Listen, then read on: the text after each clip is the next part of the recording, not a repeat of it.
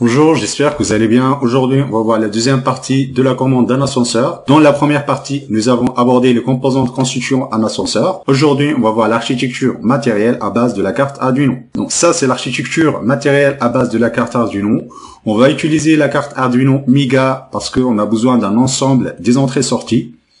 Voilà, donc là, on va voir un ensemble 10 ports qu'on va utiliser. Ici, on va utiliser des ports sur 8. L'ensemble 10 ports, on a le port C, le port L et C, le port A.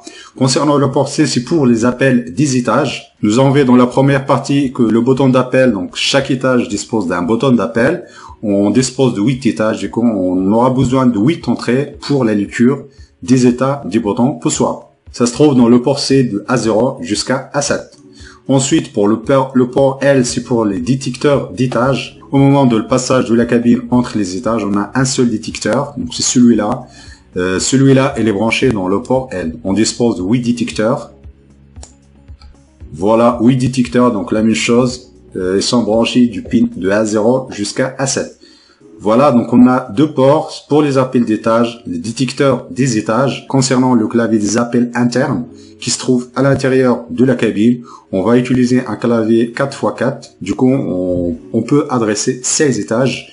Nous, on aura besoin uniquement de 8 étages. Du coup, on va utiliser les boutons soit de 0 jusqu'à 9, ou bien de 1 jusqu'à 10. Voilà, il est branché dans le port A. Voilà, donc là, concernant les appels et la commande, on a 24 bits. 24 entrées-sorties, donc le port A, le port C et le port L.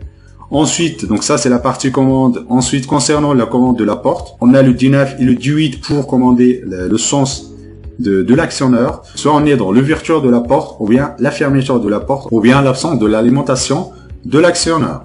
Voilà, ici on dispose de deux contacts dans la carte relais. Donc la commande de l'actionneur, on fait pas une commande qui est directe. On utilise une carte relais pour la commande et le sens de rotation ici. On a un contacteur à 3 positions ici, donc c'est très important. Si vous n'utilisez pas un contacteur à 3 positions, donc il vous faut 4 contacts pour changer le sens de rotation. Autrement dit, un port H complet. Voilà, concernant la carte relais, on va utiliser une carte relais 12 volts pour toute notre commande. Donc ça va nous simplifier l'utilisation du système. Concernant le capteur du courant, on va juste surveiller le courant durant l'ouverture de la porte, autrement dit le blocage de la porte. Donc là, on va utiliser le défaut ici, qui est branché dans le pin 15. Ensuite, ici, on a un ensemble des indicateurs. Ça, c'est pour la montée de la cabine, celui-là pour la descente. Ensuite, l'arrêt de la cabine. Concernant les pins MS12 et M-Stop, pour la commande de la partie moteur, autrement dit le moteur sens 1 et 2, ou bien le moteur stop. Donc on va juste utiliser les pins 13 et 14. Donc ça, on va utiliser deux contacts de la carte relais. Donc on va utiliser une carte relais 12 volts. Donc on a un contact MS stop et le contact MS 1-2. Donc les MS stop, il permet d'alimenter, d'activer ou désactiver l'alimentation. On va utiliser un moteur asynchrone 220 volts.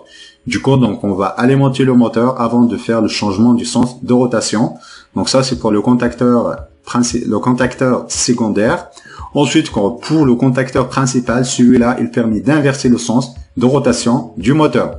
Autrement dit, si on n'utilise pas celui-là, donc le moteur il sera alimenté soit dans un sens ou bien dans un autre sens. On n'a pas la possibilité d'arrêter le moteur. Donc en revanche ici, celui-là, il va nous permettre de couper l'alimentation principale. Du coup, on va avoir deux signaux, le MS stop et le MS 1-2 pour alimenter le moteur. Donc soit on est dans la montée de la cabine, ou bien dans la descente de la cabine, ou bien l'arrêt de la cabine. Ça c'est pour la partie puissance. Ensuite ça c'est pour la partie commande. Voilà, donc là on a deux contacts relais ici pour la commande de la porte.